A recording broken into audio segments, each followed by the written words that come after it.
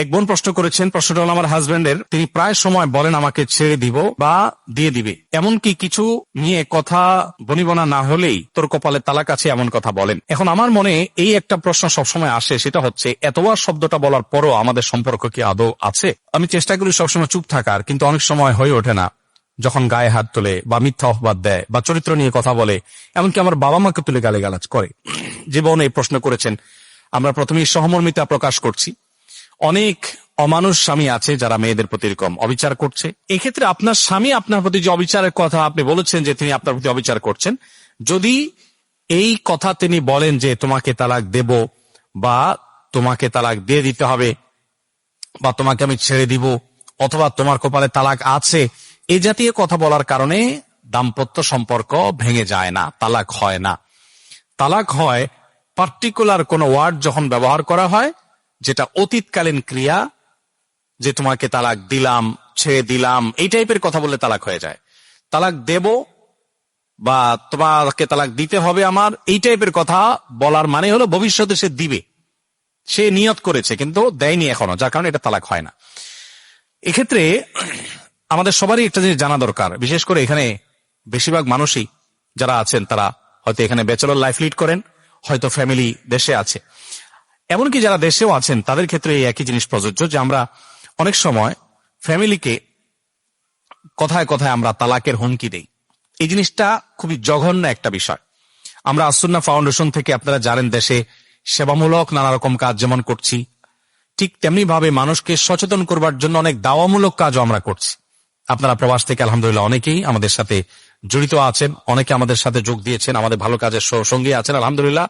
তো সেখানে আমরা যে সমস্ত দাওয়াতি কাজ করি, সংস্কারমূলক কাজ করি, এর মধ্যে একটা কাজ আমরা করছি। আগামী হয়তো কয়েক সপ্তাহের মধ্যে আপনারা একটা বই উপহার পাবেন, সেটা হলো তালাক সম্পর্কে সচেতনতা। আমাদের দেশে বেশিরভাগ ফ্যামিলিতে দেখা যায় যে ঠুনকো কথার উপর ভিত্তি করে তালাক দিয়ে দেন, এরপরে এসে চোখের পানি ফেলেন এবং আবার একসাথে সংসার করতে চান। তো তালাক দেওয়ার আগে আমাদের জানতে হবে যে প্রথমত তালাক জেনেতন ভাবে দেওয়া যায় না, দ্বিতীয়ত তালাক দিতে হলে তালাক সম্পর্কে আপনাকে জেনে তারপরে আপনাকে তালাক দিতে হবে, জেনেতন ভাবে তালাক দিতে পারবেন না।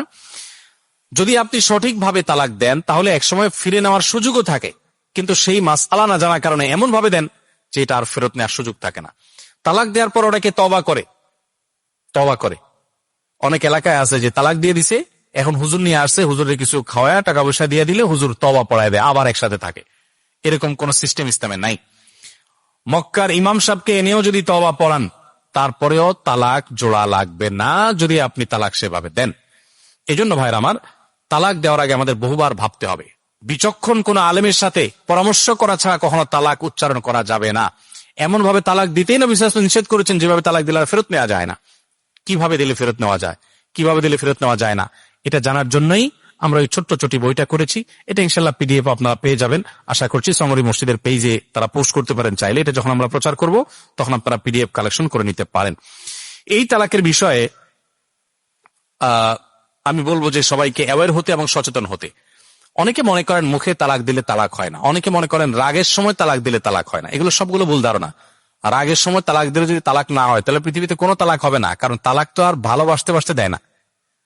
কি বলেন? মহাব্বতের চোটে ভালোবাসা উতরায় উঠছে আর ভোরে তালাক দিয়ে দিছে, এরকম কোনো ঘটনা ঘটছে পৃথিবীতে? তালাক তো দেয় রাগের মাথায়। তো রাগের মাথায় তালাক দিলে যদি তালাক না হয় তাহলে পৃথিবীর কোনো তালাকই আর হবে না। এটা ভুল ধারণা। আমাদের দেশে প্রশাসন থেকে অনেক সময় এই ধরনের ভুলভাল কথা প্রচার করে, বলে যে রাগের মাথায় তালাক দিলে তালাক হয় না। রাগের মাথায় তালাক দিলেও তালাক পতিত হয়। এই জন্য তালাক দেওয়ার আগে 10 বার ভাবতে হবে।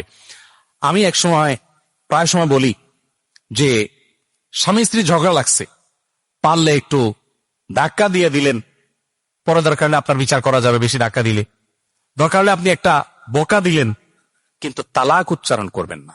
তালাক এমন একটা জিনিস, নবী সাল্লাল্লাহু আলাইহি ওয়াসাল্লাম বলেছেন না, ফালাতুন জিদ্দুহুন্না জিদ্দুন ওয়া হাজলুহুন্না জিদ্দুন। 3টা বিষয় এমন যে সিরিয়াসলি করলে যা হবে, দুষ্টমি করে করলেও তা হয়ে যাবে। তার মধ্যে একটা হলো তালাক। আপনি যদি বলেন যে না হুজুর আমি তো আসলে তার ভয় দেখানোর জন্য তালাক দিছিলাম, লাভ হবে না, আর তালাক হয়ে যাবে।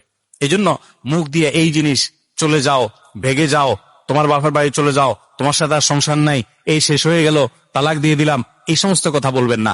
এগুলো ছোট লোকই। বন্ধু বান্ধব দেখবেন এরকম কিছু ছোট লোক বন্ধু বান্ধব আছে, যে পান থেকে চুন খসলেই বলে না তোর সাথে আর নাই, শেষ কাটতি, আবার 2 দিন পরে দেখা বেহায়ার মতো এসে ঘুরে, আছে না নাই?